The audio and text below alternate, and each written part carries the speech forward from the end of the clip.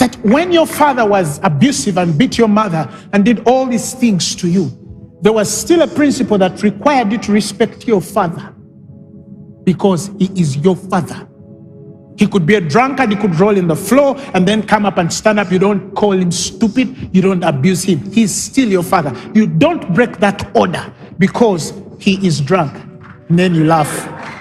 Oh, Ham, you laugh because your father is naked. And you say, cursed be Canaan. He set a law against his grandchildren because of how he looked at a drunk man. What? So be careful. And I always tell people, be careful the state of your heart. Be careful. This is the thing you invest time most, to make sure that your heart is void of offense. These are the things that elevate men. Not 40 days on the mountain. No, again, when you're talking to a generation, I call it that generation from mountain to pulpit generation. They carry no process.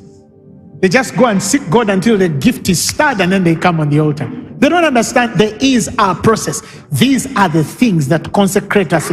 This is the journey that you don't go with any man. This is the journey you go with your own self, where you sit alone and talk, and then you speak Eve about a sister. And then when you sit alone in your living room, the Spirit tells you, you have said something wrong about your dear sister.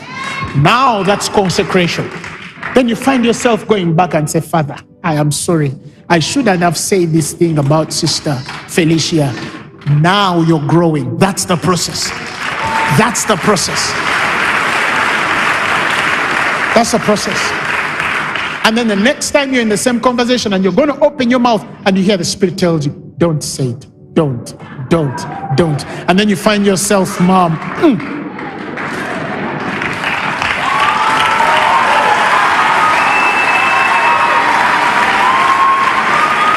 And that's why heaven says she's ready for marriage. You see how these things connect? You see how these things connect? They do have a correlation.